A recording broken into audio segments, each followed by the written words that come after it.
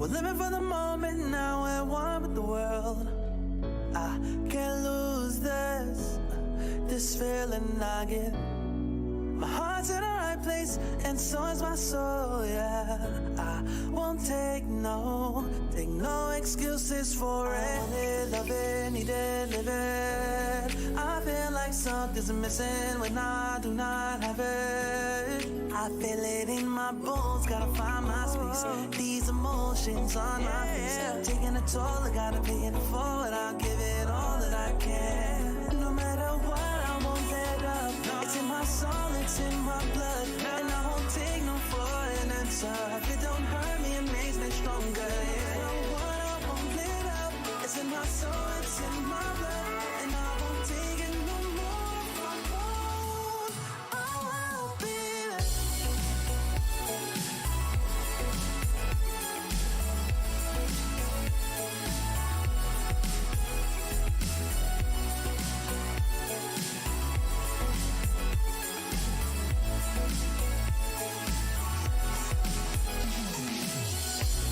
Just leave it to me. I know what I need. You'll find if you see. And if you believe, you live and you breathe, you'll find the key. Lifting me, lifting you. Can't go alone, let's do by two. Doing this together, it's me by you. All through the night, all through the night. This is me, this is you. When we get together, we can all pull through. I don't ever wanna stop this groove. Let's get it right. Take it to the Lord, then take it to the grave. Listen to the wise man, tell me what to say. Listen to your heartbeat like it still bleed. A little bit of hope, yeah, it's what we still need. Say a little prayer for the moment. Give what you got, just go in. Can't hold you back if you own it. Live your life like you chose, and no matter what, I won't let up. It's in my soul, it's in my blood, and I won't take no for an answer. If it don't hurt me, it makes me stronger. You know what, I won't let up. It's in my soul, it's in my blood, and I won't take it no more. I won't, I won't be there. Just leave it to me. I know what I need. You'll find if you see. And if you believe, you live and you breathe, you'll find the key. Know what I need, I know what I need.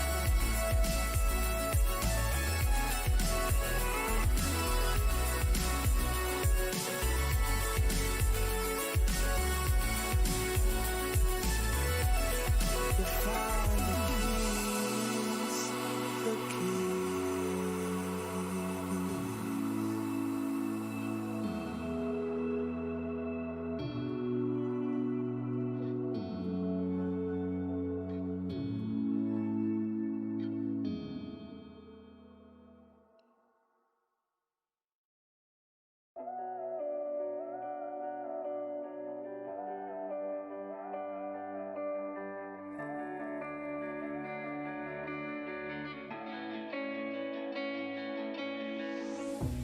Chasing love in an empty bar.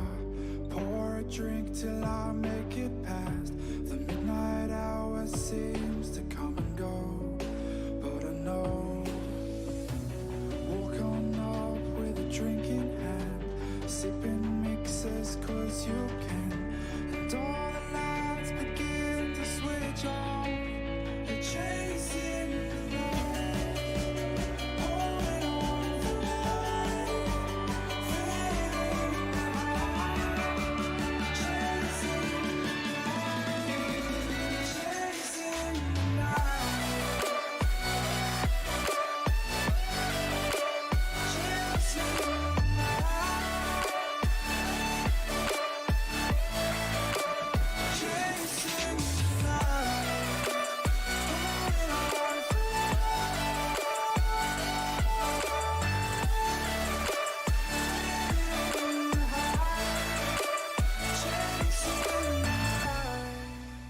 holding on for life, feeding the high, chasing the night, chasing the night. Hotel rooms and city squares, champagne bottles, drum and snare. The sights and cities seem to fall away when you stay. Locked in love for a night or two, losing sleep just to get off you. Day to day you wanna stay out, you're chasing the light, holding on for life, feeling the high, chasing the light, chasing the night, chasing the night,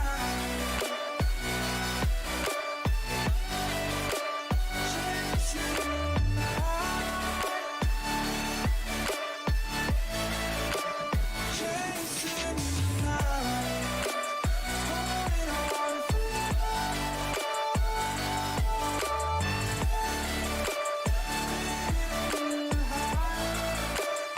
chasing the night, holding on for life, feeling the high, chasing the night, chasing the night.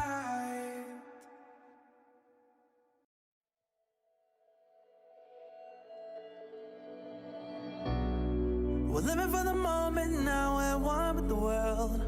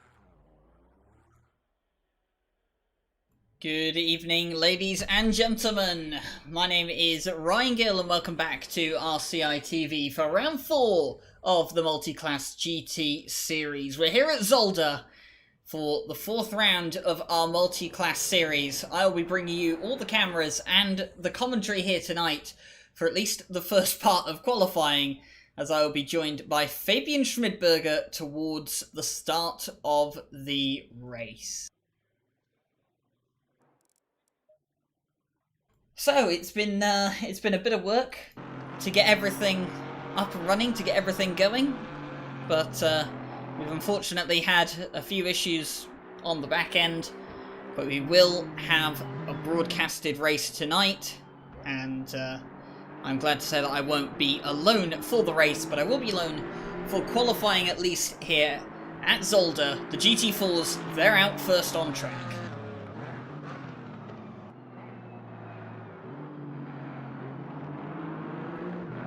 So, Zolder, probably the smallest circuit that we have here on the multi-class calendar. And of course it's going to be interesting to see how all of these guys will navigate through here. But of course, James Parker, he is the man to beat in the GT4 class, of course. He's won every single race so far. And he's looking for another pole position here in the GT4 class, of course, in qualifying 22 minutes. The first 10 minutes dedicated to the GT4s, the last 10 dedicated to the GT3s, as James Parker starts his first qualifying lap. He'll come down to Erste, the first corner on the circuit, going nice and wide on to the curb. Then he'll come to Stellenbosch, and he'll carry the speed nice through there. How wide will he go through Canal? Not very wide. But he will go nice and wide here on third corner. Now through Lucian. And he'll carry the speed very, very well going wide, not touching the gravel on the outside of the corner. He'll come up towards the Klein chicane. This straight much longer in a GT4 than it is in a GT3, hopping over those anti-cut curbs. And now he'll make his way towards the Villeneuve chicane, the second chicane of 3 on this circuit. Nice and late on the brakes. How much of the curbs will he cut on this occasion? So much curb being cut by James Parker as he now come through to Lehman. And out here, nice and wide onto the curb, not touching the grass. He'll come down to Boulderbergbach. The hairpin at the bottom of the circuit, gets around there, nice, touches a bit of the grass, losing a bit of time. He'll come through Jochenrind, and now he'll come up to the last corner on the circuit, Jackie's. The final chicane of 3. Clips the anti-cut curb on both of them, but not going to go right across them.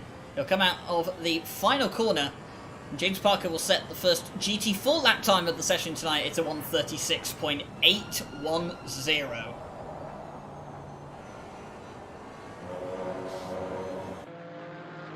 So James Parker getting the GT4s well underway in their qualifying.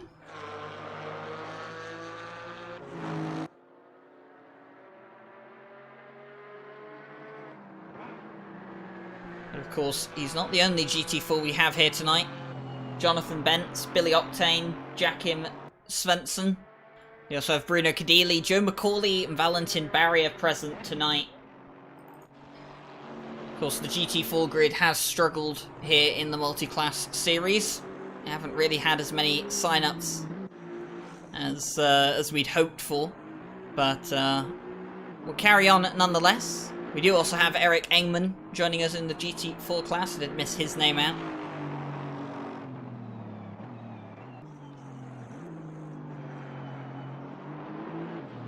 But yeah, these guys coming around to do their laps. Bruno Cadilli, he's been the second best of the GT4 drivers so far this season. Struggling a bit on his first timed lap. And in fact, no, that isn't his first timed lap. He has already gone round once, but that lap was invalidated. So that means he will have to go through again. And judging by the way this lap has gone so far, I'm willing to bet that this lap isn't valid either. Or if it is, it's going to be significantly slower than the likes of James Parker. Bruno Cadilli will come up towards the line anyway. He will set a time. It'll be just under a second off of James Parker's time. We do have Joe McCauley back today. He wasn't present at Silverstone, unfortunately.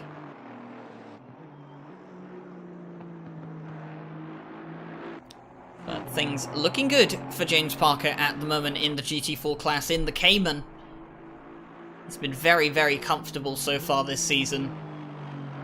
And Joe McCauley and Bruno Cadilli looking to change that here today at Zolder. Tricky circuit. Multi-class overtaking. It's going to be very, very interesting here to see how they all handle it. But shout out to everyone in the chat tonight as well. It's we didn't know if this stream was going to go ahead or not, and we were very close to calling it off. But we will have a stream tonight, fortunately, and Fortunately, I won't be alone for the whole duration of it. I'll only be alone for the first 25 minutes. And I'll have Fabian Schmidberger, one of Art's stewards, who used to do commentary. I'm not sure if many people around here remember that. Fabian Schmidberger used to do commentary on Porsche Cup for a previous community. And did a couple of endurance races as well. He'll be joining me in the box in just about 16 minutes time, I reckon. But he's currently dealing with a couple of things on the back end. Watching Bruno Cadilli now.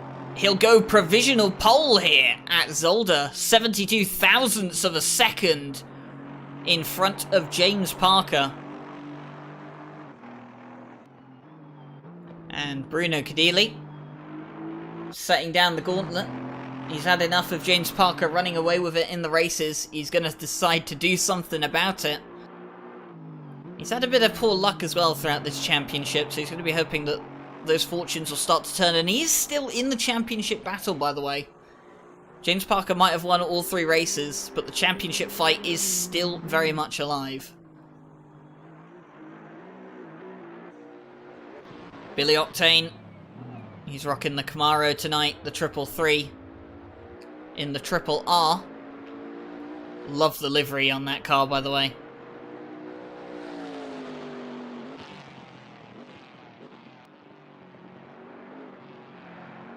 It'll be interesting to see what Billy Octane can do. Of course, he's had a bit of poor luck himself, but he has been performing fairly well. In fact, as I have a look at the championship standings, Billy Octane actually sits 3rd in the championship right now. Bruno Cadilli, 19 points off of James Parker in the GT4 class, so it's all still to play for. And of course the GT3 cars will be making their way out onto track momentarily.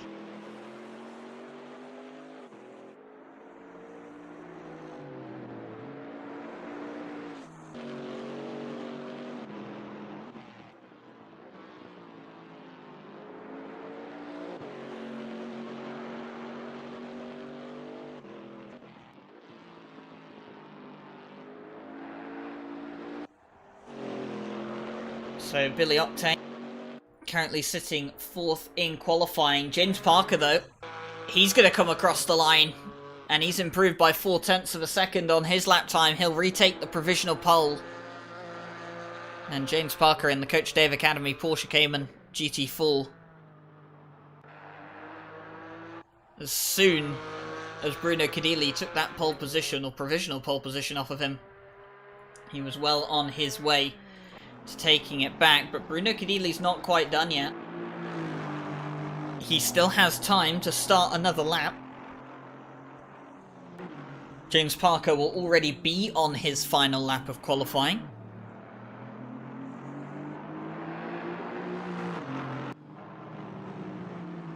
So Bruno Cadilli will come across the line to start his final lap of qualifying. The South African for the White Rabbit Gaming esports team. Of course, Bruno Cadilli also races in a few South African sim racing championships, a couple of which I've had the pleasure of commentating over, and a big shout out to George Smith tonight, who said he'd be watching the stream, who isn't feeling the best right now. And it's a shame. It's a shame that you're not feeling well, George. It sucks, and I really do hope you get yourself better soon, so we can get you back in the box. Whoa, it's Bruno Cadilli. That'll be the end of his qualifying. Massively cuts the curb. But Eric Engman, he's up on his lap time by just about half a second at the moment. He's not given up on potentially improving his place. He could still take 4th from the likes of Billy Octane, who is in the pit lane. He won't be setting any faster laps. So here comes Eric Engman in the Aston Martin Vantage GT4. Dancing between 4 and 5/10 of a second up on his lap. He'll come out of the final corner. He'll drop a little bit of time. He'll lose some time. Is he going to go ahead? He'll come across the line. He will improve his lap time, but it won't be enough to take 4th. It'll be enough to deny Bent's 5th place on the GT4 grid. But Valentin Barrier and Joachim Svensson are going to round out the GT4 grid. A bit off the pace today, it seems, around here at Zolder. But of course, qualifying, not everything. It's time for the GT4s, or GT3s, sorry. Well, GT4s can go to bed for now. The GT3s, they are out on track, and we're going to ride on with Mikael Sundström, podium sitter last week at Silverstone. He comes into Eerste, turn 1, 90-degree left-hander Then he comes in to Sterrenwachtbach. And now through Canal. And apologies if I skew some of these names, but Belgian is not my primary language. Through Lucien Bianchi. Gets nice on the curb, not on the grass though. Late on the brakes towards the first chicane, Klein chicane in fact. And I think I've just seen someone disqualified from qualifying there. I'll have to find out in a moment. As Sundström goes a bit deep at Villeneuve, and that's unfortunately going to be his lap compromised. We'll stay with him though as he comes through to Laarman. He'll now make his way down to Boulderberg. The hairpin at the bottom of the circuit. Going through there, then through Jockenrind, and now down towards Jackie Eeks. Last corner on the circuit, or chicane rather. Takes plenty of the anti-cut curb, comes out the final corner. He'll make his way up towards the line. It won't be anywhere near the fastest time because of that mistake. And it's actually going to be an invalidated lap. So that is very, very unfortunate for the likes of Mikael Sundström. But he still has plenty of time.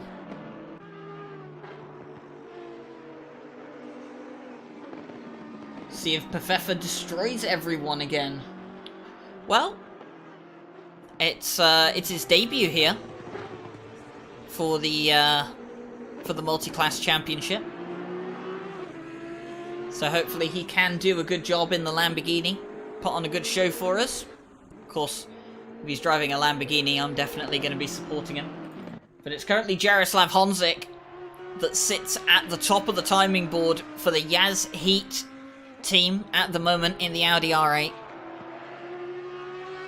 128.5 at the moment. Just a green track at the moment. It's 10 AM in the morning. Very early qualifying session. But of course, the race will be taking place at 6 PM local time around here at Zolder, so an evening race for these cars out there. Chris Hooker is second at the moment in qualifying, followed by Tinko van der Velde and Adrian Probst. And Tinko van der Velde not doing too bad for himself. Of course, Chris Hooker didn't finish last week. Got involved in a tangle with Frederich, I think it was. Yes, it was. It was David Frederich. And Chris Hooker unfortunately retired from that race, so didn't score any points. And he's going to have to look for a good performance this time around. You can actually see David Frederich in the background there, the Bentley. It's going to be interesting to see how he does. But Samir Ibrahimi hasn't left the pit lane yet. The championship leader. He's got 2 wins to his name. But it was Mooney who won last time out. But now Ibrahimi does make his way out on track. It's going to be interesting to see if he can make his way to the front of the grid. I imagine he will. He looks fairly comfortable around any circuit. Samir Ibrahimi, of course, SRO Silver driver. Oh no, SRO AM driver, sorry. I keep getting the Silver and the AMs mixed up, but Chris Hooker was an SRO Silver driver. Apologies. And as was Jaroslav Honzik. But Samir Ibrahimi, SRO AM driver. Although, to be honest, I think it's I think it's a bit harsh calling Samir Ibrahimi an AM driver, even by SRO standards. But anyway, Samir Ibrahimi, he is out on track for the Renvelten Pro Team. Of course, Samir Ibrahimi previously driving as part of Lilac, I think it was, but Lilac have now merged into a new organisation. And that organisation's name is Renvelten. So Vicky Thompson, Samir Ibrahimi, and Chris Hooker all driving under that new name. Vicky Thompson not here tonight, unfortunately. But she should be back next weekend, or well, next Tuesday. Keep saying weekend. It's weird not having races on a weekend. But she should be back next week for the final round of the championship at Suzuka. And she'll be in those colours as well.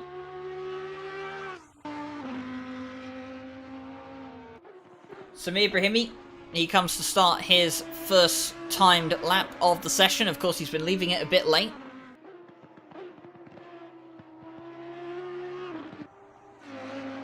But I tell you what, if there's anyone you'd put your money on to go out for a one-lap wonder, Samir Brahimi would be right near the top of that list. And he's looking pretty good at the moment. It is Tobias Pfeffer in the Lamborghini that leads the way at the moment. A 1:28.0 by Pfeffer. That's an incredibly quick lap time. In fact, half a second quicker than Jaroslav Honzik.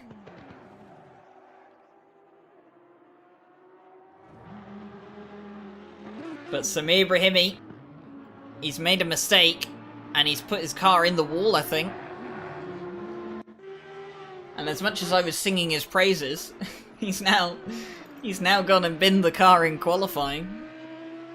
We'll get a replay of exactly what happened to that Audi here. As he comes in, oh, drops it over the anti-cut, doesn't hit the wall though.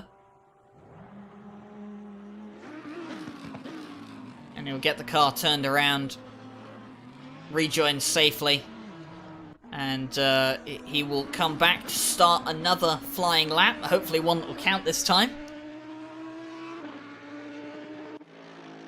Simon Lindholm though, he's 0.8 of a second up on a lap time at the moment, but he's gone deep into the hairpin, and that's going to cost him. He's lost all of that time he just gained. Oh, and Simon Lindholm, who could have had himself up into the top 6 with that lap time. Well, he's now got to try and find all that time again.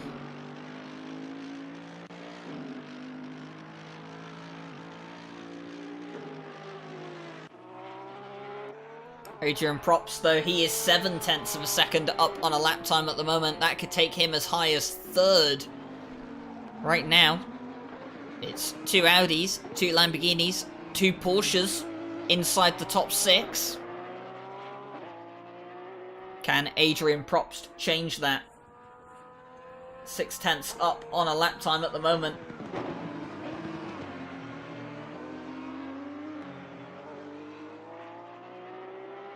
And now comes up towards the line. And he will go 4th faster, 0.7 off of Pfeffer's lap time. He'll put himself up into 4th place. We now look at Samir Brahimi. What's his first lap time going to be? His first valid lap time of the evening going to be? He's going to come up towards the timing line, and it's not going to count again. Samir Brahimi, 2 sequential invalid laps. And he's only got 1 more chance now. This is the last-ditch effort for Samir Brahimi. He's got to set a lap time now, or he'll be starting amongst the GT4 cars.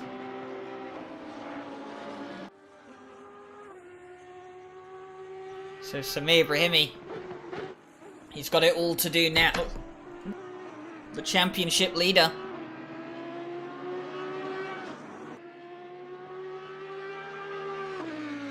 He's surely not going to make a mess of this, is he? Would be massive for the championship if he was forced to start further down the grid.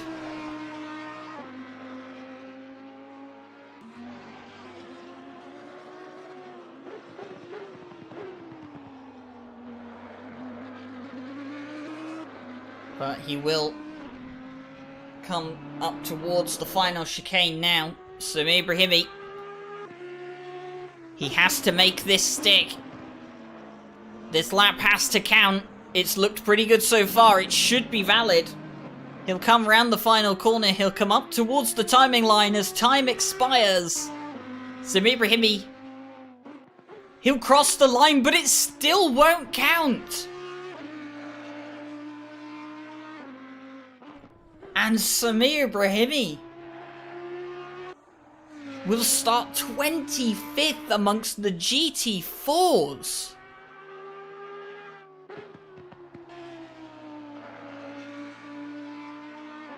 And what on earth has happened here?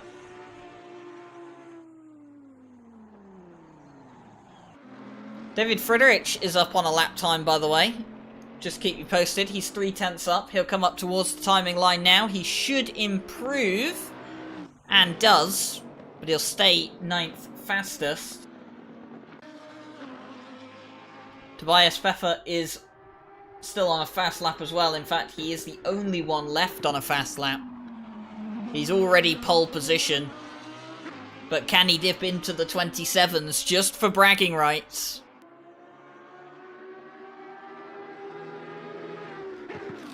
He'll come up towards the final chicane.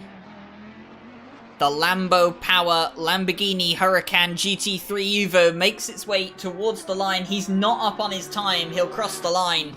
He won't improve. But Pfeffer will still take pole on his debut here in the Multiclass GT Series. Very, very dominant performance there. 3.5 of a second up on Tinko van der Velde's lap time. Jaroslav Honzik 3rd, Hartkemper 4th, Mooney 5th, Lebrecht 6th, Props 7th, Hooker 8th, Friedrich 9th, and Pedrozzini will round out the top 10 for the GT3 class.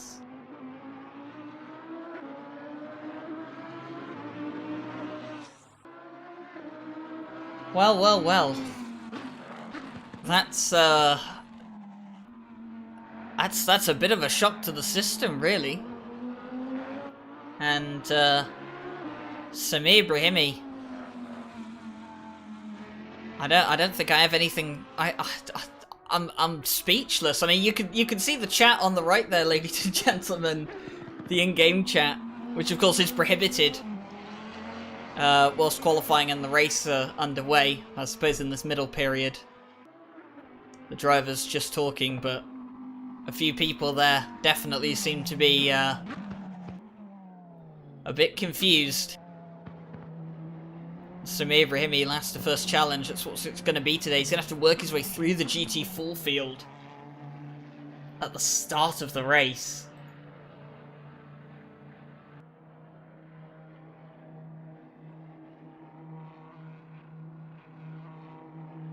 And my word.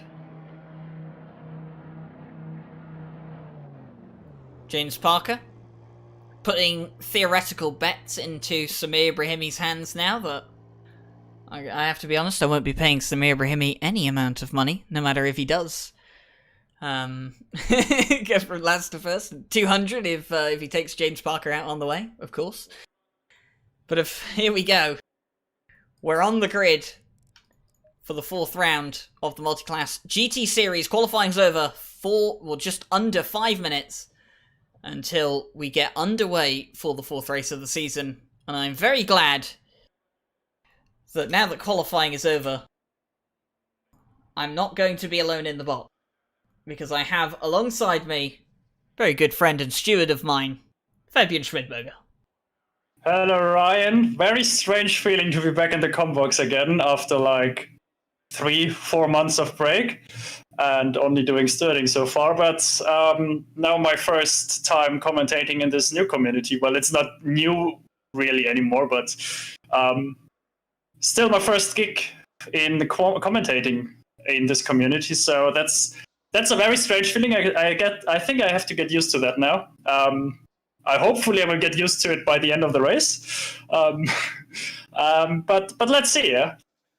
Well, I mean, Fabian, of course, you know, we've stepped up our game in commentary since you were last around doing commentary. In fact, I mean, we've got a window into the stewards box. I can see Jake Boswell over there, and a few of the other stewards who are going to be doing the live stewarding here tonight for the pro split. And of course, they'll be keeping us up to date with anything that goes in and around the circuit, penalty-wise. And we also have a rather comfortable chair to sit on now. We were having to we're having to stand up for all of our commentary. The last time you and I commentated together, so we have a nice couch now. So we're upgrading slowly. Maybe we can get a window installed within the next month. Yeah, I see, and the room's gotten bigger now as well, and the chair's way more comfy than the one that we have in the stewarding box. So it's definitely an upgrade. So Fabian, of course, you've been doing some of the live stewarding. Oh, and that's fairly interesting. I've just had an Unreal crash, so I will work to get that back up as soon as possible. But Fabian, whilst I work on getting ACC back up and running, you know, have a bit of talk to the guys. What's it been like doing stewarding for this series so far?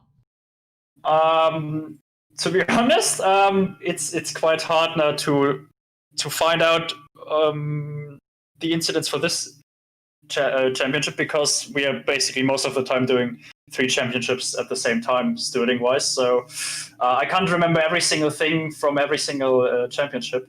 But I remember that we have this very special qualifying procedure, which works quite well, I have to say, in the M class. And sometimes not so well in the Pro class. So the M class is definitely better there, which I have to grade there, because they are doing a very good job. And since the last race, they didn't do anything wrong so far, which I can't say about the Pro class, sadly. Yeah, but stewarding wise, it's just basic procedure as any other championship. It's pretty normal so far with amount of incidents. Not anything spectacular or anything too majorly. That's good to hear, and we do have live pictures back, so Unreal crash. I haven't had one of those since you and I did commentary on the 12 Hours of Suzuka. It's been a long time since I've encountered one of those. So you basically want to say that I brought you bad luck now again? Well, look, the last time we commentated on a championship, it earned the nickname Technical Difficulties Cup. So let's just remember our roots. But as we are just about 30 seconds away from the start of the formation lap, we're here at Zolder tonight, Fabian, and of course, you know, you've been doing stewarding for the multi-class championship, and obviously, you know, a lot of these guys have been having to learn how to do multi-class racing in ACC. It's obviously very new still to ACC. And this has to be, well, up with Brands Hatch and probably Laguna Seca, this has to be one of the most difficult tracks for multi-class racing, don't you think? Yeah, definitely. It was the track that we didn't look forward to, actually. Jake and I, so Jake, our chief steward, and I were not looking forward to the amount of incidents. We are still hopeful that we can keep our standards of the previous races, but I fear that this race is going to be more brutal than the other races. I mean, just look at the corners. You have more corners than on the usual track. You have a narrower track. You have more hairpins, and just look at the second and third sector. It's like you can't do anything else than driving in a trolley train behind each other. And if people get if people want to get by you and they are not patient enough, they just try to go for a gap that doesn't exist, and that often leads to incidents that are avoidable, especially when it comes to multi-class racing, because people are not very behaving not very well if it comes to GT3 cars lapping GT4 cars, because most of the times the GT3 cars think they can, or not most of the times, but sometimes GT3 cars think they can just dive bomb the GT4 cars, which is not allowed here. So we hope they do good today. Yeah, of course, we're always hoping for a clean race. And, yeah, so, Fabian, I do it with everyone who joins me for commentary. I've done it with you for a while on some of the Porsche Cup stuff we used to run. And I'm pretty sure you know what's coming. It's time Yeah. for me to ask you, who do you think is going to win here tonight? Oh, yeah, that's a tough one because I see Tobias Perfect in first position there, inheriting the pole position, but I see on the championship table that he is on P24 so far with no points. But he signed out 4 times. Oh wait, that was not it. No, sorry, he signed out 0 times. He's a new joiner for this race. Okay, so that explains a lot. So yeah, sorry if I mix things up because in the stewarding box you usually don't watch the races and you can't follow the action. So he's a new joiner today, so we can't really know what to expect from him then. But he's on pole position, which is very important on Zolder, and the cars are lining up for the final turn, so I have to keep talking faster and coming to a conclusion now, which I haven't come to yet. I think Jadia Honzik will do it. Okay, so Fabian's got his money on Jaroslav Honzik. I'm going to have my money on the likes of Ismail Lebrec in the Lamborghini at 6th place. I've got a lot of respect for the man, and I'm going to be hoping that he puts on a good performance as well. I'll be cheering on Bruno Cadilli in the GT4s, but we're here for round 4 of the Multiclass GT Series. It's lights out at Zolder here, 6 PM local time. And it looks like Tinker van der Velde has got a good start on the likes of Pefeffer, but he's going to hold the inside line into turn 1. Now coming down towards turn 2, Tinker van der Velde's not going to have the pace to challenge the Lamborghini, but it looks like Jaroslav Honzik is going to be challenging van der Velde through 3, but Tinker will hold the inside line as they come down towards turn 4. And I think Tinker van der Velde has got the position still, but Jardia has had a great exit of turn 4 and he'll take P2. Yeah, he got him now, and he also is under attack by P4. And he's now on the inside, the Audi driver, and I think he made that overtake. So 2 positions lost for Tinker van der Velde after the start, so not a very optimal start.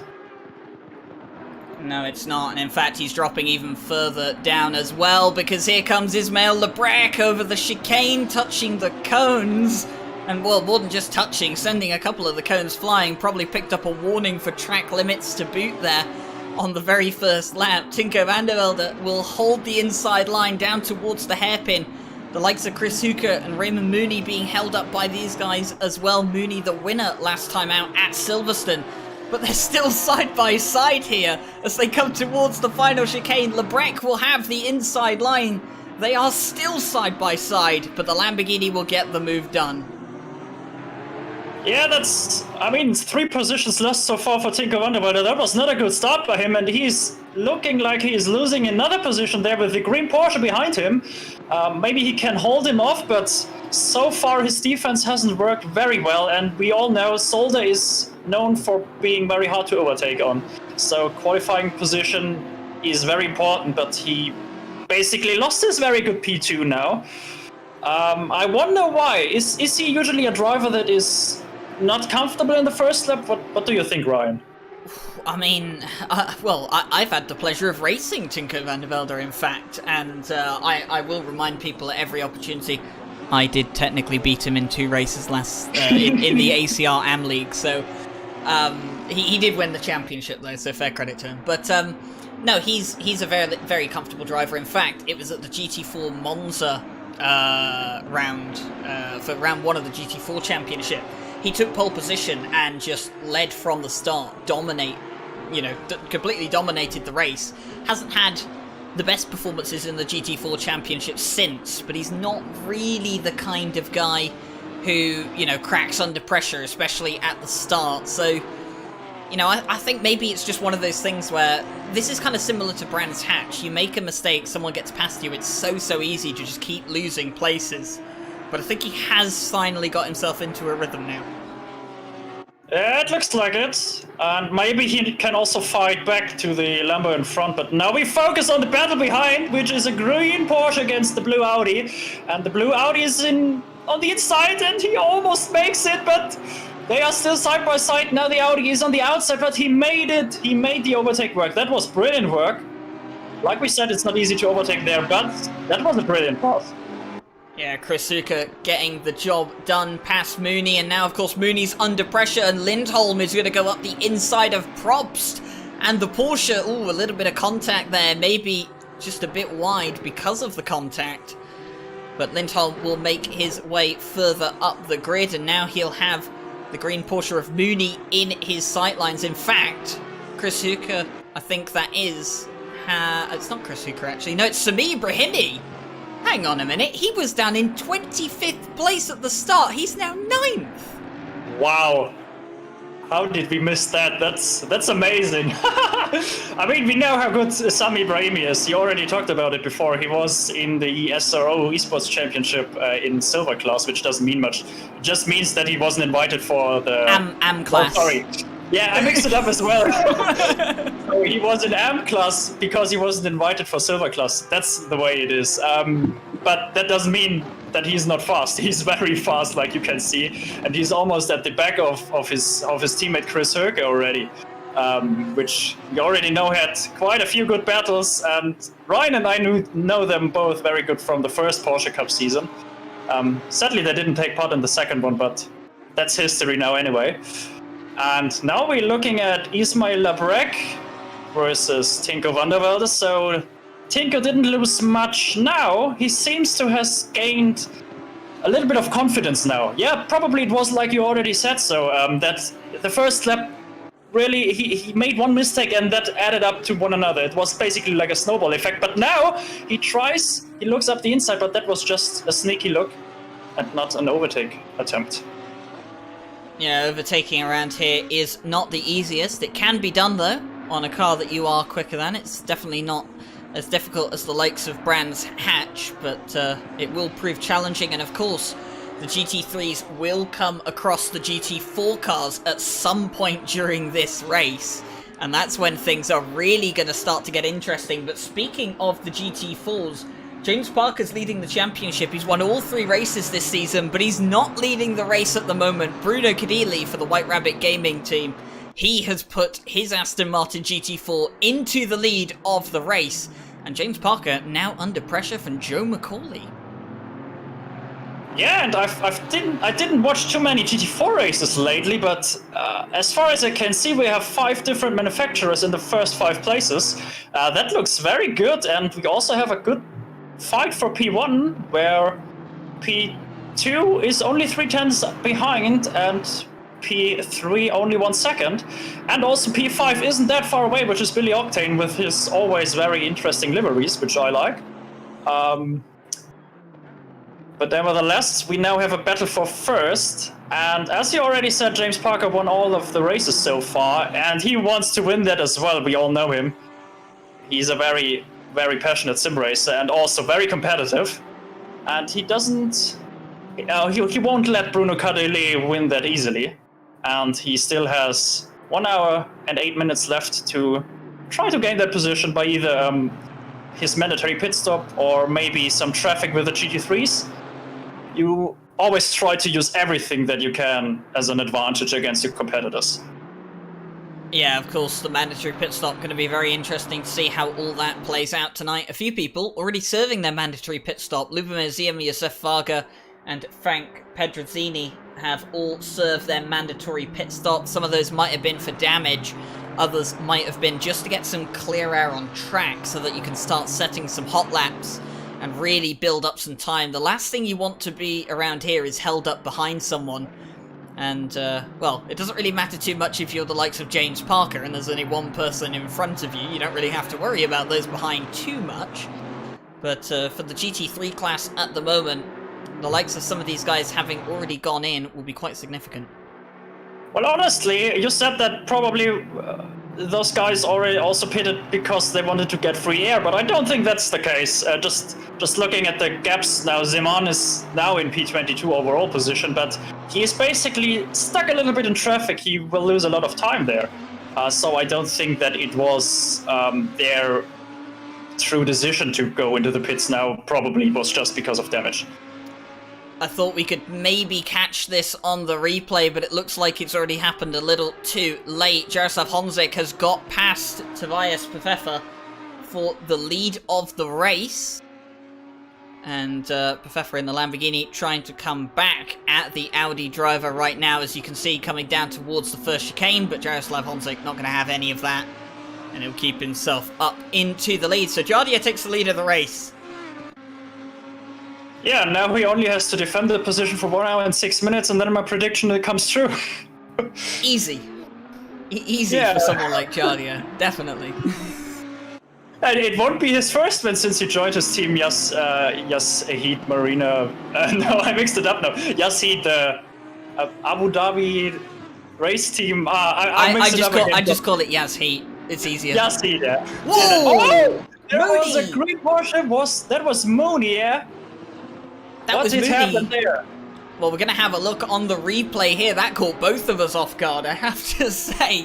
When Raymond Mooney, did he just lose it on his own? He's not near anyone, in fact. He's trying to chase down the likes of Chris Hooker. He's going to come into the final chicane now. Oh, did he just hit the anti-cut on the exit? No, he hit a bit of the grass on the inside. Tank slap around, and... Whew, I have to say... He did well. Yeah. He did well not to try to drive out of the way, because if you try to drive out of the way, that usually just gets worse. So good for holding his brakes there. But that was, even so, that's probably already race lost for him. I mean, he won't challenge for podium positions now. No, definitely not. It would have to be an incredible drive back. Something that's already an incredible drive. We haven't even seen any of it, and that's Sami Ibrahimi, who started 25th on the grid, by the way, behind the GT4s. He's up into 7th place at the moment. I can only imagine the horror the GT4 cars would have had, knowing Sami Ibrahimi was starting behind them when the green lights went out.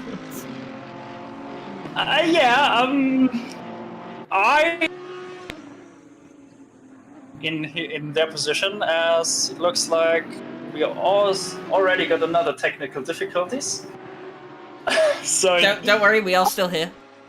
We are back again. So we are back with the technical difficulties, Captain. Oh dear, no. It's just us, Fabs. It's just when you and I get in the box together, everything starts to go wrong again. Yeah, I guess our relationship is cursed. Anyway, coming back to the race action, Sami Ibrahimi just 6.4 seconds behind Chris Hooker, and I mean, if you start from the back of the grid with all the GT4 cars in front of you, that's not a bad gap, and he closes it even, because Chris Hooker is having a battle with Ismail Labrec there. Chris Hooker just went by Labrec, but maybe they will hold each other off enough so that Sami Ibrahimi can gain another few tenths or seconds on them. Eric Engman in the chat just informing us his power has just flicked off, apparently. He was meant to be racing here tonight. In fact, I think he did qualifying, and his power's unfortunately gone off, so he's unfortunately going to have to retire from the race, so that's a big shame, although he did inform us before the race that could be a possibility for him tonight, so that's... heart goes out to you there, Eric. I mean, Ismail Labrec would know all about not being able to finish a race. He had a disconnect last week at Silverstone when he was on to finish 2nd place. Yeah, that's always tough when your equipment fails, or if you have power cutouts, or if your internet doesn't work anymore. I mean, we can talk out of experience there, Ryan, can we? With one of our races got impacted heavily when we run for the commentators curse race team, and I had an internet disconnection just before the race started. It's very tough, but it's like in real life where you have technical difficulties and mechanical failures. That's basically the internet disconnects of esports racing. So yeah, it happens. It just happens. Tobias Pfeffer is not going to let Jardia run away with this. He's going to stick with him. And I have to say, there was a bit of talk from the Lamborghini drivers that Zolder wasn't really going to work out for them so far. Well, 2 of them are sitting in the top 6, so it can't be doing that bad for them right now in the race.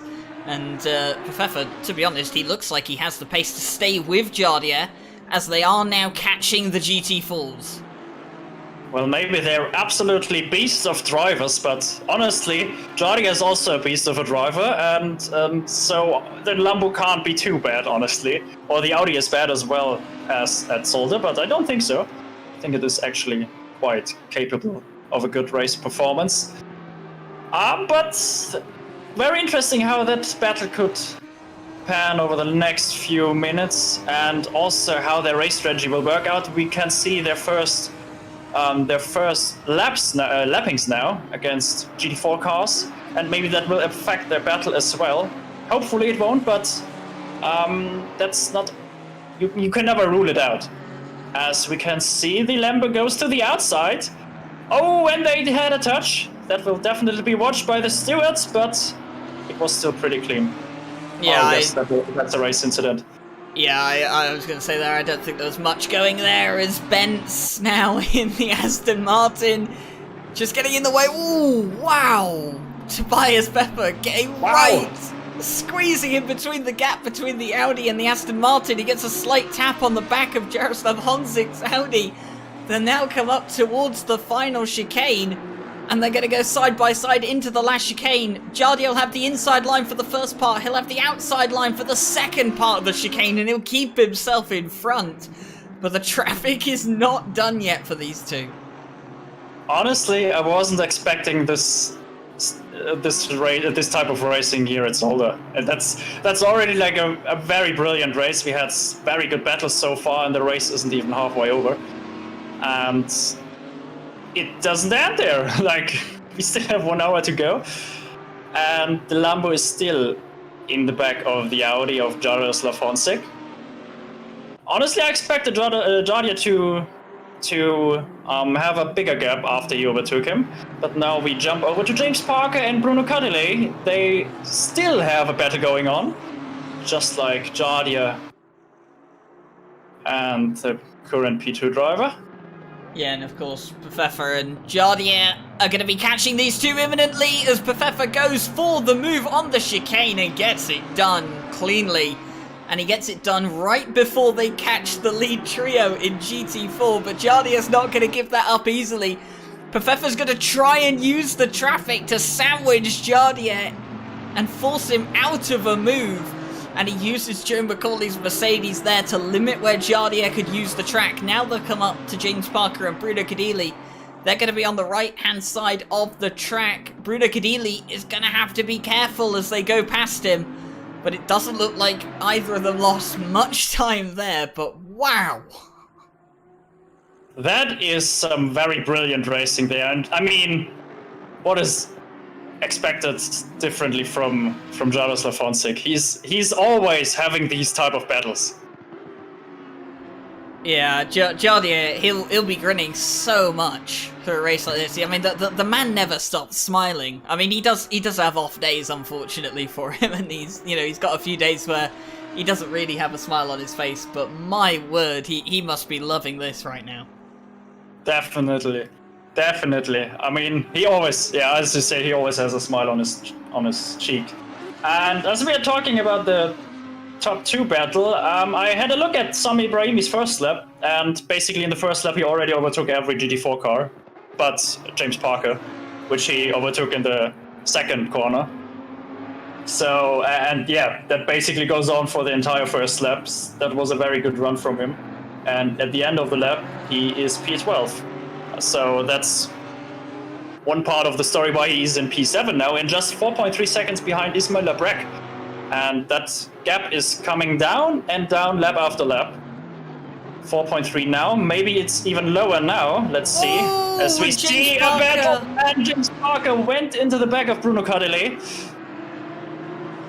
Yeah, that looked compromised. Both of them. James Parker did back off, though. He made sure not to take the position, showing that he definitely felt he was at fault there and didn't want to take that by force. Of course, there's a lot of respect between these two guys. They know each other quite well, and I'm sure Bruno Cadillac knew that it wasn't intentional, and he'll appreciate the sentiment.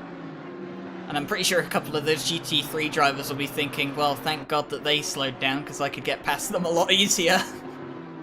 Definitely, and they also have quite a big gap to Billy Octane. It is now back down to 3.6 seconds, but there was still enough to stay in front, so not much harm being done with that contact. But James Parker should be careful now. But we can see he's getting very how should I say it?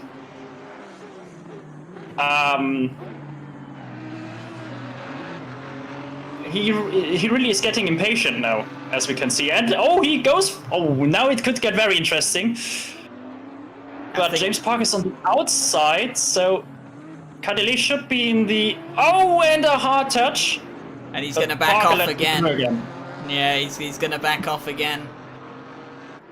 Jay, like you said, he is getting impatient now. He wants to go. And I think, you know what, Fabian?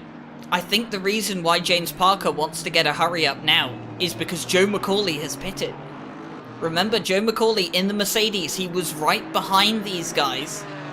And, you know, he's already been in for his mandatory pit stop. If these guys are holding each other up by battling and being lapped by GT3 cars, then Joe McCauley is going to be catching these guys on track in theory. So, of course, James Parker now, he wants to get a move on with things. That's very true, yeah. And we also have Pedrazzini, who already served his mandatory pit stop a bit before McCauley. Did he just get into the pits now, or it looks like that? He's been in. He went in on the first lap. Oh, yeah. So Pedrazzini even has a better chance of getting in front of James Parker and Bruno Cadelet there. So yeah, one can really understand why he gets frustrated now behind the Aston's back. But he still needs to be patient enough to not have these overtakes with contacts, because those will be penalized. And if Bruno Cadelet can stay behind him, and he gets a 5-second, for example, that doesn't help him either. As we jump to another battle here with a pink Porsche against a very bright green Bentley. That's Heilmann against Friedrich, which sounds like two very German names to me. And we also have a BMW of Sundström in front of them. Yeah, Sundström picked up a surprise podium at Silverstone last week. And, well, I kind of get the feeling he's going to have to work incredibly hard to pick up a surprise podium here at Zolder. But looking at the timing board, Friedrich and Probst both have 5-second penalties, as Friedrich looks interested on Heilmann here. And, ooh, the Porsche getting all sorts of out of shape. And I can actually report the 815 Bentley has received a 5-second penalty for taking out the number 3. And the number 3 was Pedrazzini. So there was obviously some contact between them. It says that he did wait for the number 3 to go back past him, though. So I can only assume that that was a 15-second penalty turned down to a 5-second for waiting. And then we also have the number 1 of Adrian Probst, who has been given a 5-second penalty for dive-bombing opponents. Yeah, and while you were saying the penalties, we had quite an interesting situation there, because we had the battle between P9 to P12, P13 even, but they were also lapping Parker and Cadelet, who are battling for the first position in their class. So that always makes stuff very interesting. But Parker couldn't really exploit that situation. He again tries to go on the outside of Bruno Cadelet there, but so far that didn't work out really well. But maybe it's just enough to put him under pressure. But again, he touched Bruno Cadelet in that corner. James Parker's going to have to be careful. That's the 3rd time he's had contact with Bruno Cadelet. And, I mean, obviously I don't know all the stewarding protocols as well as you do, Fabian, but surely for multiple accounts of contact, after a while, the stewards do start looking into the potential of penalising you, do they not? Yeah, that's true. I mean, it always depends how the head steward wants to do it, but if the head steward thinks that for example, three touches with the opponent is enough to grant him a 5-second penalty, then he will go for it. And I mean, he always has given back the position, and the damage was not very much, probably. We don't know for sure, but probably. It doesn't look like it from the cameras, because usually you can see when a car is damaged heavily. But the stewards will definitely look at it. They will always look at incidents where people touch with each other. So our head steward, Jake Boswell, today will definitely think about giving him a penalty, probably. Yeah, so obviously something just to keep an eye out that, you know, James Parker, he can't just keep, you know, giving Keneally some little bumps and shoves, no matter how minor they may be. They will start to add up towards a steward's inquiry at some point. So he's got to be careful. And Bruno Keneally, like you said, Fabian, I don't think he's got any significant damage. He's definitely got a couple of scrapes on the right-hand side of that car. On the that's true. Front right, you can definitely see there's some paintwork damage there, and I think that might have been from when James Parker turned him around. He did hit him on the front right, which put Keneally back facing the correct direction. So I think that's where that damage would have come from. Now, of course, damage in GT4 cars is a lot more manageable than the GT3s. They're a lot less aero-dependent. But, you know, if he keeps giving him enough love taps, as we like to call them, there could be a potential for Keneally's pace to be damaged at some point. Oh, very true, yeah. But it looks like the gap has grown a bit there between Keneally and Parker. Now it's almost a second. So let's see if Parker can come back at him as we jump to Chris Herke, who has, I would say, quite an uneventful race now after he overtook Lebrec. He tries to get closer to Tinko van der Velde, but he got into the rhythm now, I would say. He's now 2.3 seconds behind Hardcamper. Actually, he gained a few positions, I think, again. Wasn't he behind Lebrec before? We caught him. We caught him getting past Lebrec earlier, but he hasn't managed to get any further up the grid since then. Okay. Also, a position update for P1. Honzik got passed by Tobias Pfeffer again. Has he? Yeah. Honzik is in P2 now, and oh wait, or did I mix up something now? Or But Pfeffer got past Honzik. He got back past him. There's so many cars to keep an eye on. He got back past him, but I tell you what, he's getting back up close to the back of the Lamborghini. But yeah, Pfeffer did retake the lead of the race. And I think Jardia's just been following him since then. Unless he did get an overtake and Pfeffer immediately took it back. But speaking of overtakes, might not be too long until we see Jardia try one here. yeah, it's true. I might have been brain off guard then, because I need to get back into the rhythm of commentating again, as I was not doing that for a long while. And you have to do very different things while commentating than if you would do stewarding. But nonetheless, yeah, Jardia gained back a few tenths to Pfeffer again with those overtakes on the GT4 cars. And maybe he can gain even a few more now with other GT4 cars impeding Tobias Pfeffer.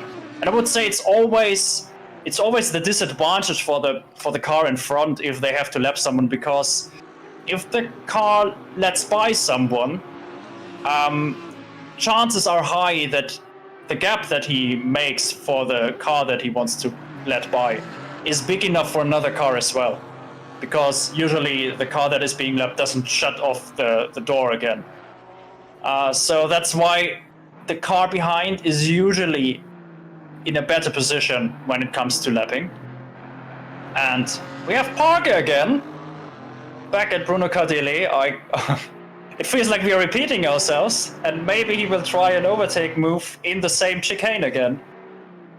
He's going to have a look down towards the hairpin, but nothing doing there right now. And James Parker, I think he's getting even more and more urgent at the moment to get past the likes of Bruno Keneally, and you can actually almost see why. Look at that, James Parker and Bruno Keneally, they are the top two at the moment in GT4. Valentin Barrier is third. But look at that, Joe McCauley, Billy Octane, both of those have been into the pit lane. They've served their mandatory stops, and I think Joe McCauley is the really concerning one for James Parker as he looks on the inside of turn 1 but doesn't have the room. And I'm not entirely sure how long the pit lane is here at Zolder in terms of, obviously you have to drive through into the pit lane, into your box, and then back out again. And obviously the pit exit here at Zolder, a bit of an interesting one. The pit entry is a bit of an interesting one as well. So I don't know the exact number of seconds you'd lose going for a pit stop, but Joe McCauley's only about 32 seconds behind these guys. So I think if they keep losing time like this at the moment, Joe McCauley could he could be ahead or at least right on the back of these guys. All right, I probably maybe I've got you covered there. So from start of the pit lane to the end of the pit lane. So when you start activating your pit limiter, from the end where you disengage your pit limiter again, it's 33 seconds in Zolder. So I would say with a drive-through, you would usually lose around 23 seconds, I would say. And with a stop of, I don't know how long they stop. They just have a mandatory pit stop, right? 1 liter of fuel. So they will just probably, for the best strategy, they will just be stopping and then going again. So I would say another 2 or 3 seconds lost there probably. So I would say 25 seconds maybe lost with a pit stop. But I don't know how accurate it is. That is just an assumption. But now James Parker goes on the outside. Oh my god, that is how you exploit the situation when a GT3 car is lapping you. That was perfectly executed from James Parker there. Yeah, it took him a long time to get the move done, but he has got the move done into the final chicane, and he's got past Bruno Cadilli. And now James Parker will look to put his foot down, because of course, I think he's starting to get concerned as to how close Joe McCauley is starting to get after his mandatory pit stop is done. And James Parker, well, would you look at that? 5-second penalty. And I've actually got the report here. Jake Boswell, he's just popped in, handed the paper to me. Usually Fabian Schudberger would be doing this job, but instead he's sat alongside me here in the comm box. And the report here, Fabian, says car 44, 5-second penalty for multiple contacts with 788. Yeah, so that's exactly what we discussed about. He should have been more careful. He is fuming probably in the cockpit now, as I know James Parker. He won't take this lightheartedly, but it depends how much this affects his race now. He's in front of Cadilli. He's a much faster, I would say. He already has a second of a gap to him. But Cadilli also lost a little bit now with the blue flag scenario there, where he let Tobias Pfeffer by. And Jardia is just behind him. So we got the 2 leaders of the GT3 cars lapping the 2 leaders of the GT4 cars. That's very interesting. I'm sure James Parker is going to have a private inquest with me post race about that penalty. Yeah, he won't be happy with that. It's I'm sure knowing some of the banter I've had with James Parker, I know I'm definitely going to get an @ later in the Discord about that, and I'll direct him towards Jake Boswell. So as we are now 43.5 minutes remaining of the race. It is 20 to 7 in the evening here, local time at Zolder. And as you can see, Tobias Pfeffer still leading the race from Jaroslav Honzik. Hart Kemper in 3rd place in the Audi, Tunka van der Velde 4th, Chris Hooker 5th, Ismail Lebrecq 6th, Sami Ibrahimi 7th from back of the grid. Simon Lindholm in 8th, David Frederick in 9th, and Stefan Lemke in 10th. Those are your top 10. And, well, you know, we have just under 43 minutes of the race remaining. And I think it's fair to say, Fabian, we've been quite surprised so far. Yeah, definitely. The action is good. We've seen very good overtakes. We've seen good situations with GT4 and GT3 cars. Most of the times everything was clean, but sometimes someone got impeded a little bit more than the other one. But that's multi-class racing for you. And that's why it's important to always stay focused 100% on multi-class races, because anything can happen there. And, well, looking at the gaps now, Chris Hooke just 3 tenths behind Tinko van der Velde. He definitely got closer now. And also Ibrahimi 1.6 seconds behind Lebrecq. He also got closer, so the 2 Germans are coming closer, and Van der Velde, that's why he got closer. Van der Velde is in the pits now. Yeah. So he's the first from the top 10 to go into the pits, and let's see how that plays out with his strategy then.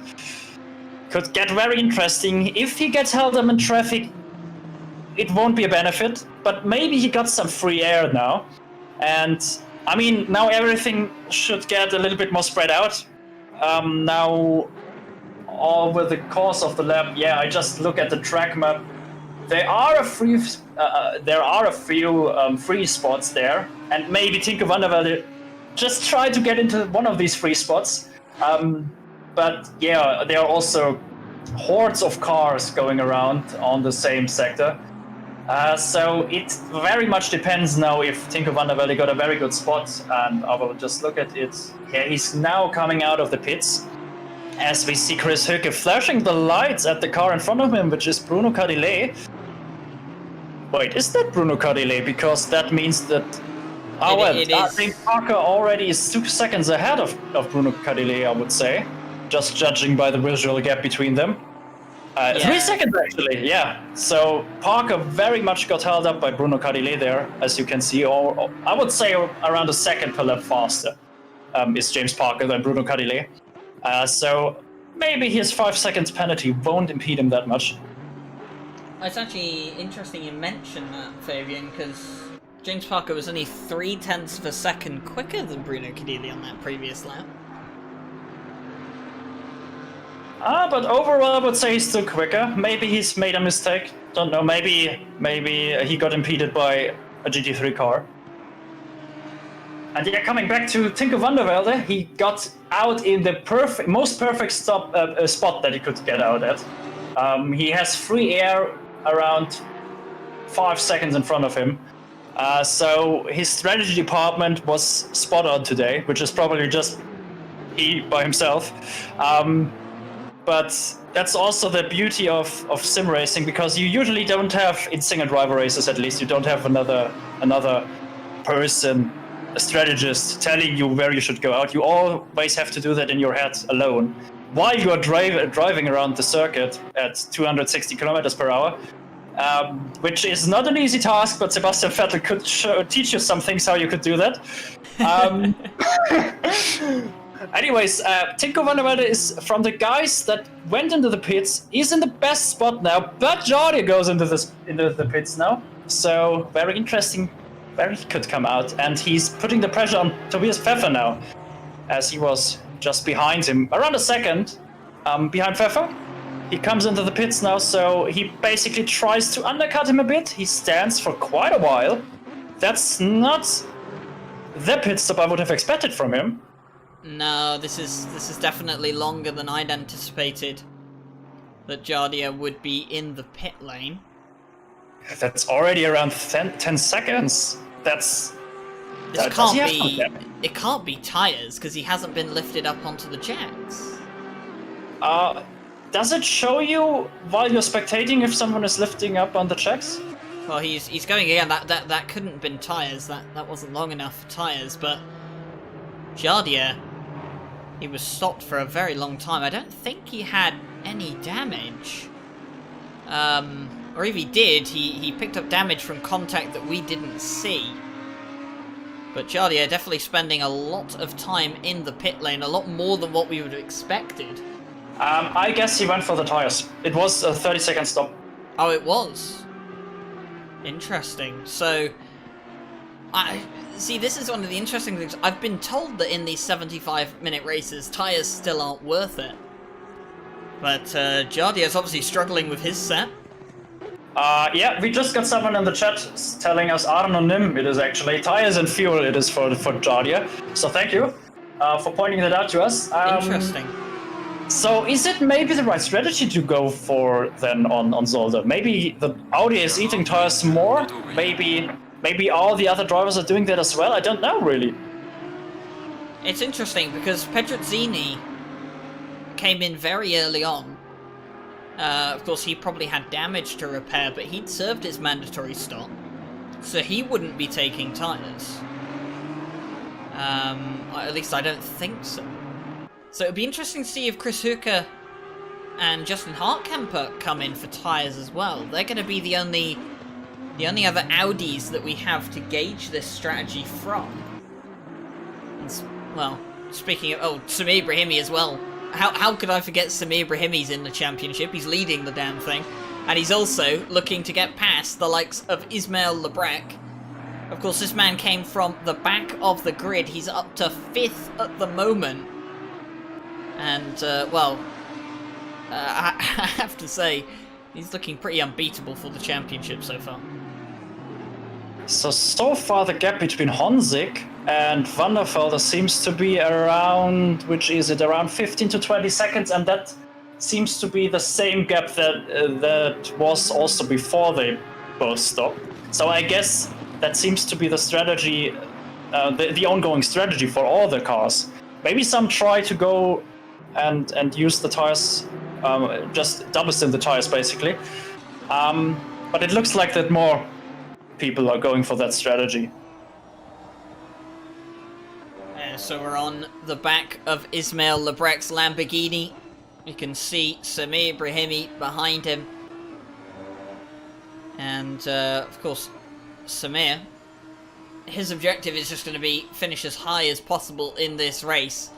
I'll be very interested to find out post-race what happened to him in qualifying, if he just couldn't get a lap together and every lap that he set was invalid.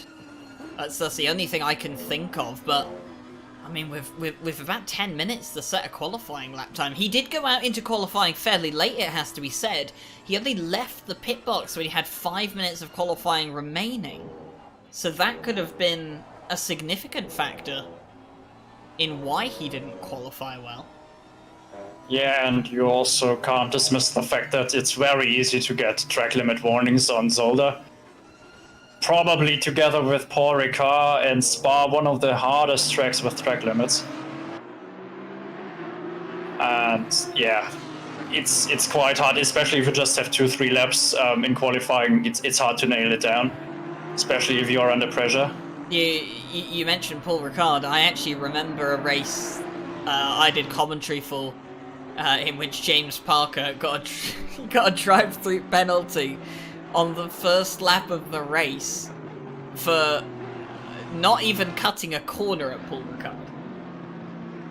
I remember that. He kind of, I think he cut the curb by about a few centimeters on the first corner, and ACC gave him a drive-through penalty.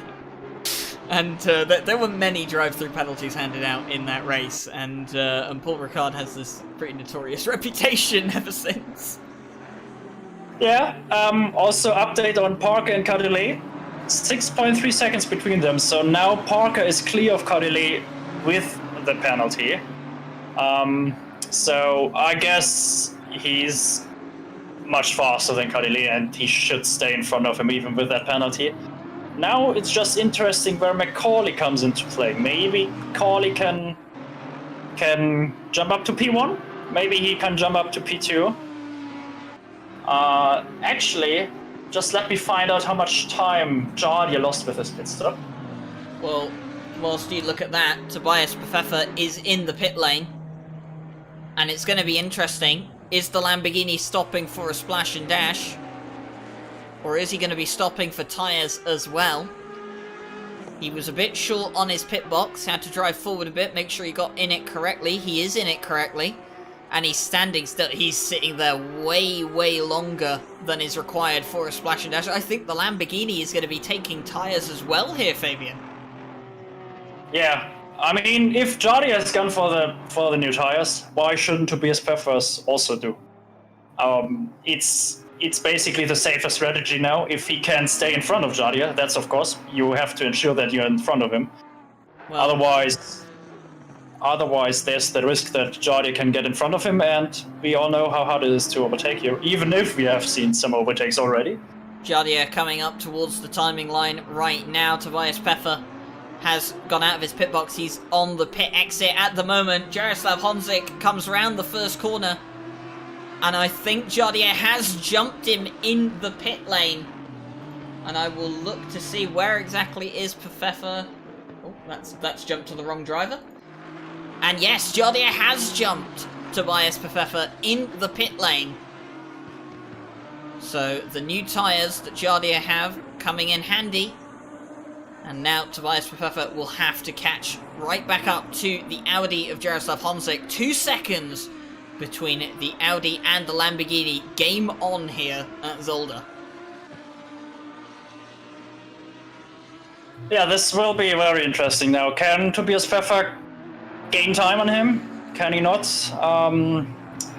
Now there is a different situation, because before they have never been more apart than 1 second. Now there is 2.1 seconds. Actually, now it's 1.7 seconds between them. So Tobias Pfeffer can close the gap on Jardia, but he probably also got impeded a little bit by James Parker there. It can get very interesting. And he also not only has to come close to him, he also has to try to overtake him, which is a whole other story. Because if you try to be aggressive now and try to close the gap, maybe you use too much tires and maybe you don't have enough tire grip left for an overtake then. Or maybe you overheat your tires. So that's everything that the drivers have to think about, especially at the pro level. And with Tobias Pfeffer and Drados Lafonsik, we're definitely talking about pro level here. Yeah, and I'm looking at my timing board at the moment, and the number 1 car of Adrian Probst is out of the race, Fabian. Oh, I wonder what happened to him. So that car had a 5-second penalty, remember, that was applied to him for dive bombing, and he is now out of the race. So something has happened to that Porsche, and he won't be scoring points this round. So that's going to significantly affect his championship tally. So he already had quite a bit of tail damage from the first lap, Adrian Probst. And let's see, just looks like he disappeared. Let's see what happened to him. I'm just following him now, and we then focus on Tobias Pfeffer again. Yeah, 1.9 seconds, so not really getting closer to him, and he probably also gained a bit with the GT4 car staying in front of Jardia. Now 2 seconds, so it stays very constant there. Yeah, I think it's going to be interesting. Obviously, Pfeffer, you know, new tyres on, he's got to rubber them in, he's got to get them up to speed. Jardia's off the track! Jardia is off at turn 3. And that's significant. So Jardia, what happened here? Did he just go wide at turn 3? Here he comes towards turn 1 now. Everything looks fairly smooth, fairly normal. Business as usual. Through turn 2. On the exit. Ooh, caught himself on the curb. Well wide. And that gives the lead back to Tobias Pfeffer. And, well, now Jardia's got all the work to do. I would say he probably braked a little bit too late for the corner, so he missed the apex a bit, and then he tried to use the throttle that he usually uses for that corner, and that sent him wide, and that's why he clipped the grass there.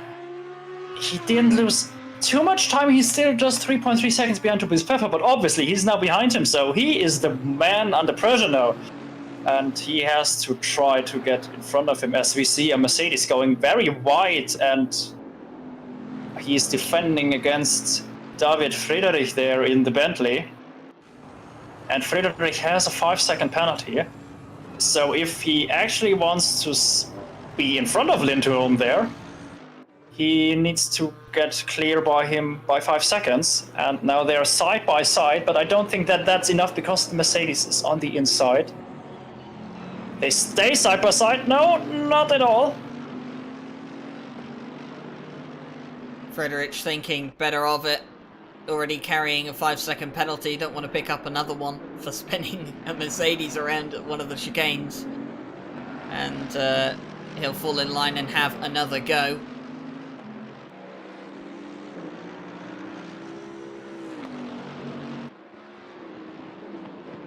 Just having a look down the timing board at the moment. Quite a few people having done their mandatory pit stops now. Okay, very strange about Probst's number 1 car that disappeared for us.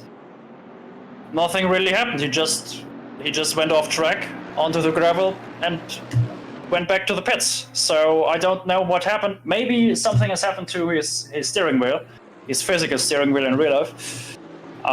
Maybe that forced him to DNF, basically. Hopefully not, but that will definitely be a DNF for him. And looking at the timetable, now we are back at Tinko van der Velde. So he's for sure behind Pfeffer and Honzik. And now he is stuck behind Sundström, who hasn't done a pit stop yet, and also behind James Parker in the GT4 car. Parker making a huge gap for the two cars so that he don't impede them. And now Tinko is in the position to... He is now under pressure of trying to overtake Mikael Sundström because he wasn't in the pits yet, and that worked fairly easy. That worked fairly well. Maybe Mikael Sundström didn't actually try to defend him. Round the outside goes Tinko van der Velde, and I've only just realised that Tinko van der Velde is driving for the Sidemax Motorworks team this evening. I wasn't aware that Tinko van der Velde had joined the Sidemax team, but if that's happened within the last week since I've seen him racing, well, congratulations, Tinko, on joining the Sidemax team. Very competitive sim racing team. They do a lot of ACC stuff, and we'll hope to see maybe a couple of their cars for the Bathurst 12 Hour coming up in October. Yeah, and I have to say they're also doing some very amazing race trailers, like the one that they did for the Kalami. I think it was it 6 hour, 12 hour? I can't remember, but that's embarrassing now because I've watched that video probably 30, 40 times and I can't remember if it was 6 hour or 12 hours. But it was a good video nonetheless. So Tinko van der Velde, effectively the third running GT3 car to have made a mandatory pit stop. I think Hartkemper is probably still ahead of him on track, even after the pit stops, but of course that does remain to be seen. And Frederich, at the moment, he's closing in onto the back of Lindholm again. But is he going to be able to get past the Mercedes on the second time round?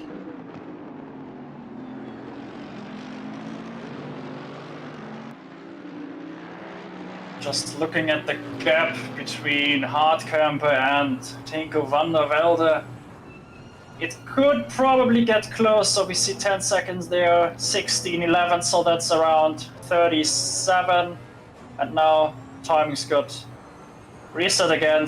I would say it's around 40 to 50 seconds between van der Velde and Hartkemper. More 50 seconds than 40, so I don't know if that's actually enough. That could be quite close, actually. And also Höke is still behind Hartkemper. They're 1.7 seconds. Then Labrec, quite a large gap. He hasn't been up to pace with Höke there. And Ibrahimi's gap to Labrec also opened up again, 4.2 seconds now. He was 1.0 seconds behind him before. As we see David Friedrich now lining up for a GT4 lapping. And yeah, that probably compromised the Mercedes there a bit, but not enough for David Friedrich to gain anything there. Now the Mercedes goes for the defensive line and he's very close now. That actually scared me a bit, how close that Mercedes got to the camera of the Bentley there. Yeah, one wonderful camera angle here. The splitter cam as the Mercedes goes deep into the hairpin, and that's going to allow David Friedrich a free place. And the Bentley, well, it was a bit difficult the last time round when he tried to get past him, but that one's been made easy. Yeah, he just clipped the grass there too much. That didn't allow him to slow down enough. So he still braked at his usual braking point, but as he didn't got slowed down enough by braking over the grass, he just ran wide. So that's the reason why the Bentley got by. And there we see Mooney, who already has his mandatory pit stop served. He's 3 seconds behind Mikael Sundström. And I wonder when their remaining drivers will go for the pit stop, because there is only 21 minutes left. And I would say Tinko van der Velde made it perfect when he timed to stop, as he came out perfectly when no one was in front of him. He just came out in front of another GT3 or GT4 car, but in front of him there was 5 seconds of silence, basically. No engine sound in front of him. So that's usually how you want to time your pit stops. Something that the Ferrari F1 team didn't. The Ferrari F1 team didn't do well this season. I have to say, Zolder, it was kind of tipped as the race a lot of people really didn't want to look forward to because of, you know, how difficult multi-class racing and overtaking would be around here. I have to say, it's been fairly clean, multi-class overtaking-wise. Yep, I agree with you, and I just had a look over the stewards sheet where we track every incident, and that hasn't been more filled than any other event so far, so it actually looks quite clean here, and not too many penalties so far, just 4. And it's not like that the stewards didn't already cover every incident so far. There are just 2 incidents that are being looked at right now. So I would say it was not being very chaotic today, but we still got some amazing racing. Yeah, and of course, 4 penalties being handed out, but important to note that all of them are fairly minor penalties, aren't they? 5-second penalty, the most lenient penalty we can give. So, you know, no massive takeouts being seen here today, which is always really good to see, as Raymond Mooney now looking all over the back of the BMW of Mikael Sundstrom. And I have to say, I'm still trying to get used to seeing Mikael Sundstrom in something that is not a Mercedes GT3 car. Especially if it's a car like the BMW that you don't see very often, as Mooney goes for the overtake, but I guess Sundstrom didn't make it hard to defend there. Just like he did before with Van der Velde. Didn't park his car there on the apex.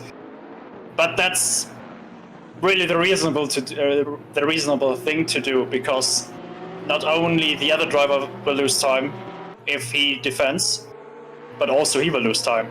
Because if you go for the defensive line, you will never be as fast as on the racing line. And if you just let by someone very quickly on the straights by basically lift and coasting, that basically doesn't lose you much time, but the other car gets by quickly, and both drivers don't lose much time. So that's the best thing to do, basically, if you're just racing in these 90, 75, 60 minutes races. If it comes to endurance races, that's a bit different, because, well, over the course of 24 hours, for example, a lot can change, of course, so you don't always want to let by a driver that is lapping you. So, looking at the timing board, Jaroslav Honzik about 4.5 seconds. We're actually down to 3.8 now, behind Tobias Pfeffer. And it looks like that mistake from Jardia could be costly, unless Pfeffer makes a mistake of his own. But the Lamborghini, he's looked fairly bulletproof so far today, in terms of mistakes at least. Yeah, we've got the P7 with Tobias Pfeffer there, and also P3 with Ismail Labrec. Of course, that is not his net position, because he still has to serve his mandatory pit stop. But I would say he should be in the top 10, probably, after his pit stop. And Ibrahimi also 5 seconds behind Labrec. So I guess he probably pushed too hard in the beginning, which is no surprise because he had to overtake a lot of cars. But as he had to be very aggressive in the first half of the race, his tires didn't hold on well. And I guess those cars that are now in the top 6 positions, they don't change the tires now, because that would be a waste to change it for the last 15 minutes. I was just about to get onto that, actually, and I'm glad you brought it up. This does mean that everyone else is obviously going to the end. They're only going to take a splash and dash of fuel. So the question now comes, has Tobias Pfeffer's pace on those new tyres been quick enough to still to still have him in the lead of the race once everyone else has pitted? That's a very good question. I just try to figure out the gaps now between P1 and P7. So that's around 34, 38, I think it is. 38 between P1 and P7, if I didn't count it wrong. And I guess so. You have the pit lane time of 33 seconds. Obviously, you won't lose 33 seconds by going through the pit lane. So let's say they lose 23 seconds just by going through the pit lane. And then they have like probably 5 seconds of stopping for the fuel and for lining up for the pit box. That's still under 30 seconds. So is Hardcamper possibly in the contention for the race win? It's a good point that you make, actually, about that, and I don't know. I mean, it's going to be very, very interesting to see where these guys come out. Of course, Justin Hartkemper, part of the T3 esports team. I think I saw one of their guys in here earlier on, cheering them on. And, of course, it's going to be interesting. Now, Sami Ibrahimi in the pit lane. Okay, that will be a very good benchmark. So he was 5 seconds behind Ismail Labrex, so we will now see where he will come out.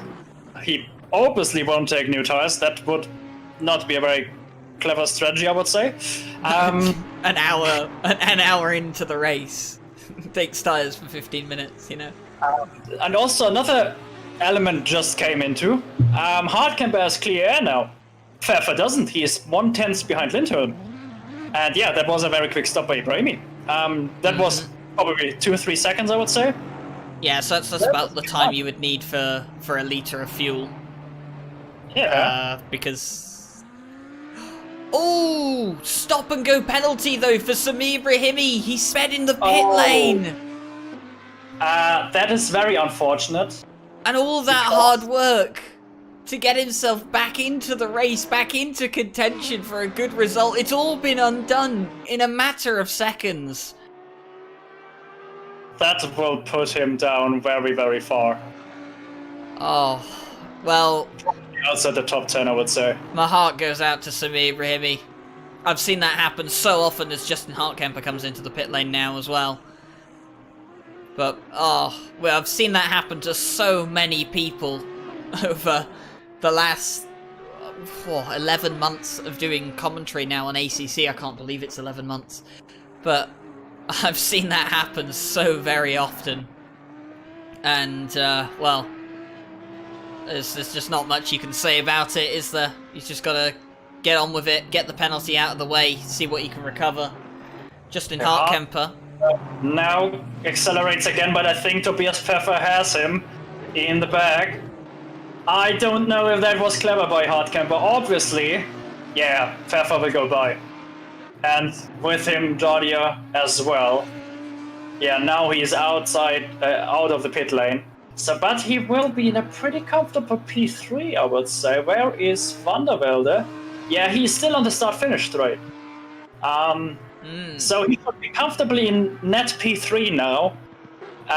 But what I wanted to say now, we see Pfeffer was in a battle before, and Honzig as well. They got all caught up in a battle with Lindholm, I think, and they also were impeded by a blue-flagged GT4 car.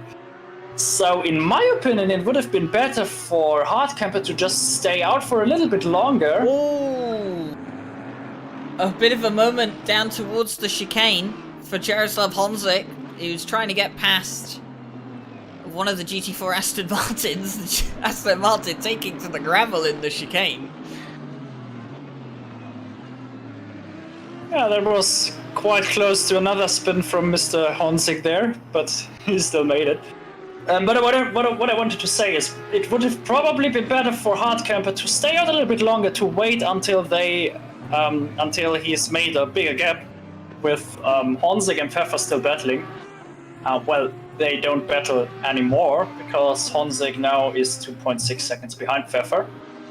But I would guess it would have been better for Hardcamper. But obviously, as I've already pointed out before, he doesn't know where his other cars are on track. He just has the relative timing on his HUD, but he has no strategist there for him to calculate everything. Probably, maybe he has someone, but I don't think so.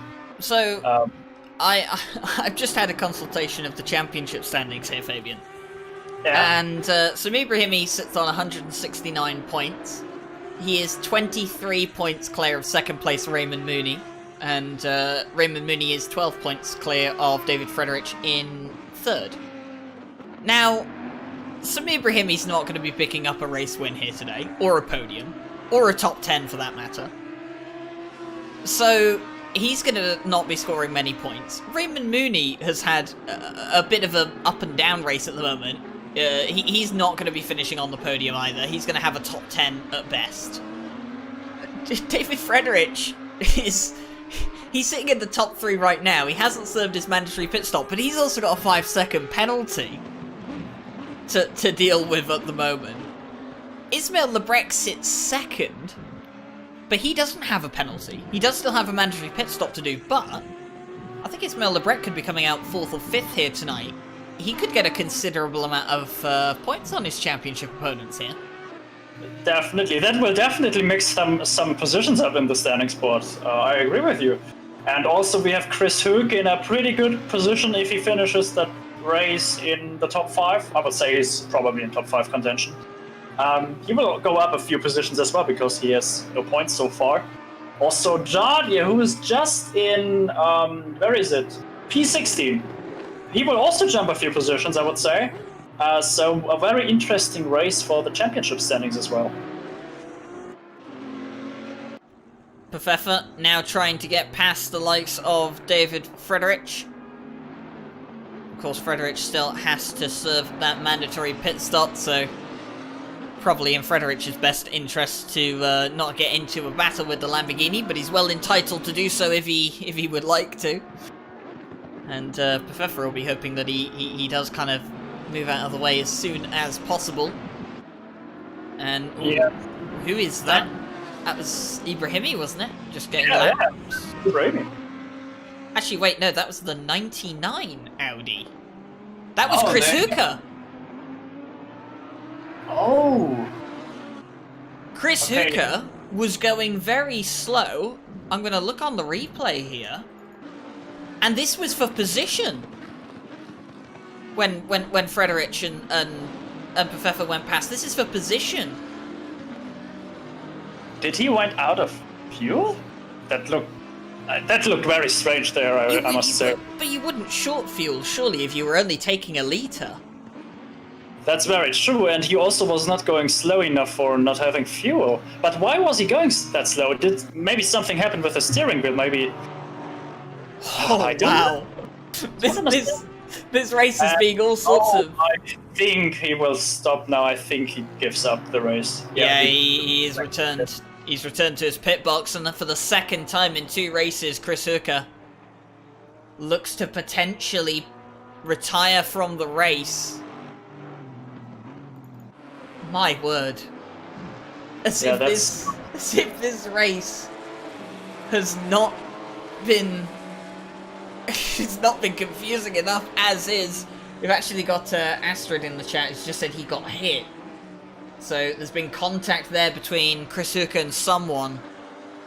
And that seems to be the end of his race. He has completed a mandatory 75% of the race. So he will pick up points depending on where he finishes. If he finishes at the back of the GT3 field, he'll be finishing in 16th place, so he should still pick up some points for his troubles today, after completing at least 75% of the race.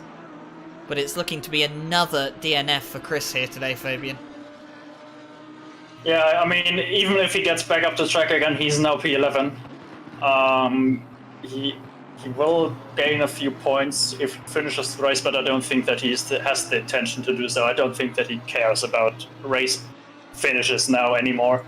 It was just about the podium or not for him, probably. I mean, I'm not sitting. I'm not inside his head, so I can't know for sure. But that's what I've seen so far from Chris Höke in some events. He sometimes Astrid just saying she doesn't know what happened, but she heard him swear next door. So yeah, that's Astrid Höke. That's his. I remember that name. That's his wife. So some inside information there is Bruno Cadilli in the GT4s is in the pit lane as well. The remaining cars that need to do a pit stop: Ismail Lebrec, Mikael Sundstrom, and James Parker. Of course, Bruno Cadilli and Valentin Barry are now in the pit lane for the GT4 class. So it's just 3 cars left that require that mandatory pit stop. Of course, Chris Hooker hasn't completed the mandatory pit stop, but he is he is sitting in the pit box and he won't be coming back out by the looks of it. So he won't be completing that mandatory pit stop. And as I say that, he disappears off the timing sheet, so that is a confirmed retirement there for Chris Hooker. Yeah, and now see what happens. So the green Mercedes of Lindholm came out of the pits, but the pit exit was clean. There was nothing to say any worse things about it. And then Chris Höke tried to overtake him into the first few corners, but he tried to get in front of him again onto the racing line. But he was what was it again? Lindholm was still next to him. He was just a little bit. So they just touched a little bit, but Chris tried to get in front of him, and that sent him into the shadow realm. So it was basically Chris Höke's own mistake that caught him. Oh dear. Sent him out of the race. Well, no wonder he's swearing in the house. And it's incredibly unfortunate for Chris, of course. He had to miss the first 2 races of the season. Was hoping to get his season well and truly underway at Silverstone, did not have a good time out, and had to retire from that race, and obviously now a retirement from this one. He will still pick up points for his troubles at the bare minimum this time round. So he does have that sense of comfort at least, but he will have wanted to finish the race. Ismail Lebrec finishes his mandatory pit stop, and he's had the pleasure of being right at the end of the pit lane to complete his mandatory pit stop. That's always where you want to be, isn't it, Fabian? Right at the end of the pit lane. So you got the best exit possible into the fast lane. He'll come out behind Hartkemper. So looking at things now, just under 4 minutes remaining, Ismail Lebrec, he could be on the podium here. Yeah, if he can overtake Hartkemper, he only has 3 minutes and 30 seconds left. That's not much time. Probably 2 laps left, 2, maybe 3. I don't think so. I don't think that he will do it. But the chances are there. 1.5 seconds now. Actually, what a pleasure it is to have wives of sim racers now here in our chat box. That's a pleasure for us, because that shows us that not only the people, the drivers themselves are interested in watching these, but also their relatives or their friends, their wives, their husbands. That's also a pleasure, always a pleasure to hear. But anyway, coming back to the action again, 1.3 seconds now between Lebrec and Hartkemper. It will get very close, I guess. Yeah, and speaking of close, Jaroslav Honzik, he's coming to the backup of Pfeffer. The last few minutes of the race is all kicking off now. Mikael Sundstrom's finished his mandatory pit stop, as has James Parker. And I think James Parker will be picking up a 4th consecutive win in the GT4 class this season. And he's been dominating all the way throughout and looks to do that here at Zolder. Again, Bruno Cadilli had his chances, but he just couldn't keep James Parker behind for the entire race. And to be honest, I don't think there's many people that could keep James Parker behind for 75 minutes. Very true. And Macaulay also jumped him. So the strategy for Macaulay worked fairly well, I would say. P2 now for him. And yeah, that was very interesting in the beginning, but once Parker got by Cadilli, it was basically already over. Ismail Lebrec. There's traffic. There's traffic getting involved. Mikael Sundstrom's in the way. And he was just 0.2 of a second between them at the previous timing sector. It's a lot more than 0.2 of a second now. Mikael Sundstrom's moving out of the way of Ismail Lebrec. Lebrec knows there's points on offer here today for a podium. He had an unfortunate disconnect at Silverstone. He would have had a podium at Silverstone as well, by the way. Pfeffer starts the final lap of the race. So this is it. It's do or die now for Jardia. Fabian's most hated quote ever. If you don't go for a gap, you're no longer a racing driver. Jardia is going to have to look for a gap on the final lap of the race if he wants to pull away a win here. But he has to do it cleanly, because otherwise he will be granted a post-race penalty. So that's quite a lot of pressure as well.